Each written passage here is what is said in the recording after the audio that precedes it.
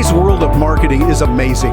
Talking with people that are doing it right is exciting, and I get a chance to do that right now with Dave Mandelbrot, who's the CEO of Indiegogo. Dave, thanks for being with us. Hi, Terry. Thank you for having me. You are doing some amazing things with this, with concepts of helping people from concept right on through to the production and marketing, everything. Tell me what Indiegogo is all about from the 30,000-foot big picture point of view first. Sure. From a high level, I think you did a great job of describing it. Indiegogo is a platform that enables entrepreneurs to take their ideas all the way from concept to market. Very good. And how do you do that? And the way that we do that in a number of ways. The first thing that we do is that we offer a platform to enable entrepreneurs to get their ideas in front of millions of early adopters so that they can assess whether there's a market for their product before they invest significant dollars in manufacturing and in tooling up and so forth. And so it starts usually with a crowdfunding campaign where an entrepreneur will come on Indiegogo, they'll market their product, and they'll actually raise money for their product. What they're really doing is they're getting their first customers for that product, and by getting those first customers on our platform, they're proving that there's a market for their product, and that gives them momentum to go all the way. Yeah, one of the things I find really interesting that we were talking about beforehand was that larger companies and enterprises are now using this. It's like it's a secret way for them to compete. Tell me about some of that. I'm thinking, for instance, with GE and what happened there. If you wouldn't mind sharing us with that and how that has really helped them using Indiegogo. Absolutely. It's been a wonderful story for us. So General Electric has a unit within their consumer electronics division called First Build. And First Build within GE is the division it's like their innovation lab where they come up with creative ideas for their products. The First Build lab within GE was coming up with some really good ideas, but they were having a hard time truly convincing the marketing department that there was a strong market for that product. Yeah, it's the old idea of this is the way we've always done it, and we want some new, and everybody wants the money. How do you measure it out? Right, and our market research may not tell us that there's interest in this product, even though the engineers think it's a very exciting product.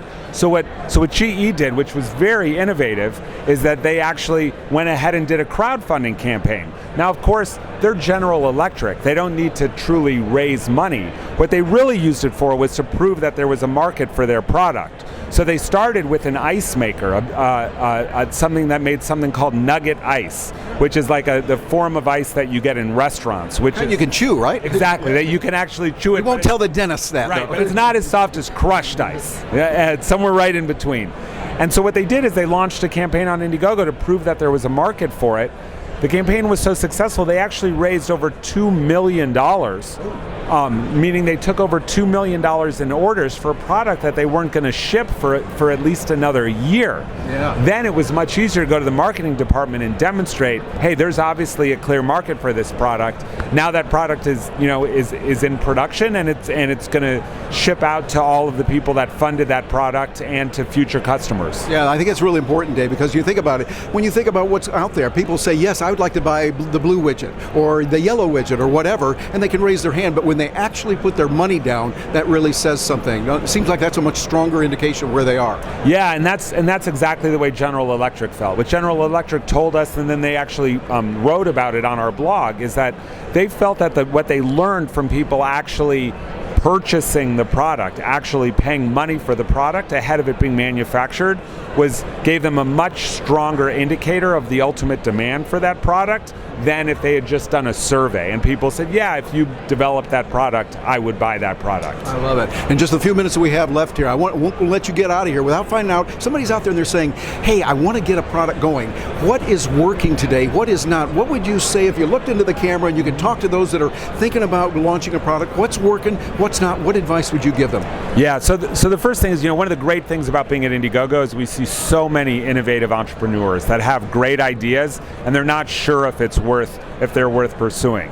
The first thing that I would say to entrepreneurs is go ahead and launch a campaign on Indiegogo. We've got systems where if you don't raise enough money, you don't have to manufacture the product. We'll refund all the money and back to the backers, and you can go on your way. Is there any cost to them for trying? There is no cost to them for trying in that situation. If they set a threshold amount of money to raise and they don't raise that money, all of that money gets refunded back to the backers, and there's no cost to the entrepreneur whatsoever. They've lost their time, but they haven't lost the money. Exactly, and they've even gained something because they've learned that there may not be this market for a product that they're very excited about, and so at least they'll save additional time invested in it. But the magic comes with the other situation. The magic, and there's so many entrepreneurs here at CES today that had the opposite situation, where they launched a product, their hope was that they could just raise a certain minimal amount of money to actually demonstrate demand for that product, and then the actual demand for that product dwarfed their initial goals. And that gives them the motivation and the incentive to take it all the way, to actually manufacture it, to market that product, and ultimately really ship that product. And now we're here at CES in 2017, and there's dozens of products here in our booth and hundreds across the whole show that had that experience on our platform. Yeah. Well, do you see anything particular that's working today that wasn't working before? How's the market different now? Yeah, a few things are working today.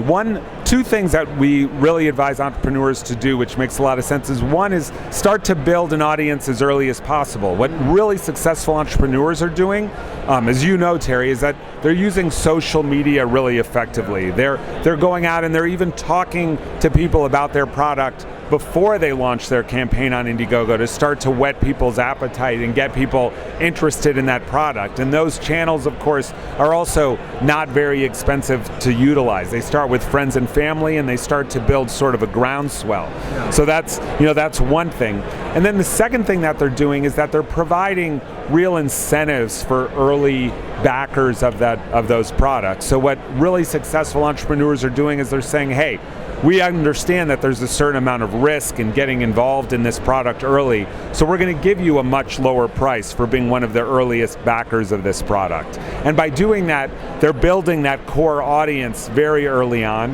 They're then using those people to actually encourage other people to get behind that product, and they're creating a sort of network effect almost, of basically building almost a groundswell for their product to actually get launched and manufactured, and as a result, they're building very successful companies. Yeah, it sounds like what you were talking about beforehand. I really appreciate you reading some of my articles in marketing. What do you see that is working that I was talking about that you're blending into Indiegogo? What we see that's really working that you were talking about is no longer this approach of I'm going to just blast a whole bunch of people with stuff about the product. One of the things that is really exciting about Indiegogo to entrepreneurs is that it lets entrepreneurs engage with their customers one-to-one in a way that they never could before. So people will see our campaigns, they'll be excited about it, but maybe there's something they're not sure about. They can write to the entrepreneur, they can ask the entrepreneur questions. The entrepreneur can listen to their potential customers long before they've manufactured a product, learn about what tweaks they should make to the product. They can engage one-to-one to actually help get those early backers over the hump. And it allows a kind of a sort of marketing that isn't like a sort of blast to a bunch of customers, but a more direct sort of one-to-one relationship that makes for a much more successful outcome for everybody. Yeah, it seems like so many people say they want to blast out an email or blast this message. I go, wait a minute. Would you like to be blasted upon? No, right. We don't want that. But yet they turn it around, they think, okay, I can do it. Right, and one of the things that's really exciting, we talk a lot about how, Indiegogo allows the entrepreneur to build their community. And that's what's really happening. The entrepreneur is able to form these direct relationships with customers that you don't get when you're blasting them. If you're running a TV commercial, you're not forming one direct relationship with a customer. Whereas if you run a campaign on Indiegogo, backers are backing that campaign, they're providing you with funds, they're also providing you with contact information, and they're ready to be enlisted to help you build the success of that product. I love it. Indiegogo, it's not just a way that you get money. Yes, they do that, but it's a guidance process. You've got someone shepherding you through the process. I love the way you're doing it. Someone's watching this, Dave, and they go, hey, I want to get involved. What should they do? Where can they get in touch? How do they get involved? Oh, there's many ways to get involved.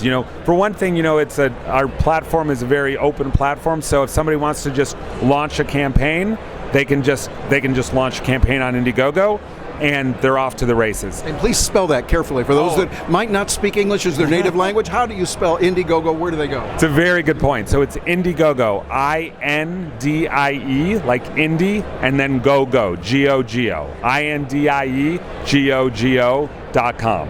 and a user can go to Indiegogo.com and they can launch a campaign, or there's contact information there in all the places where a user would launch a campaign, where they can contact us. If they've got questions about how to successfully launch that campaign, we'll answer those questions. We have a very strong, what we refer to as campaign strategist team that will often help entrepreneurs, guide them all the way through the process to make sure that they're successful on our platform. That is so important and so needed today. I really appreciate what you're doing. And those of you that are hearing about this, get involved. These people are real, and I've been privileged to get a chance to know them, and I thank you on behalf of entrepreneurs around the world for what you're doing, Dave. You're helping people in a real way and what makes sense today. Thank you very much for joining us today. Okay, thank you very much for having me, Terry. Thanks for helping us spread the message and to enable entrepreneurship to be easier for everybody. You bet. Thank you. And be sure and tell Slava Rubin, your former CEO, I said hello. Enjoyed talking with him last year.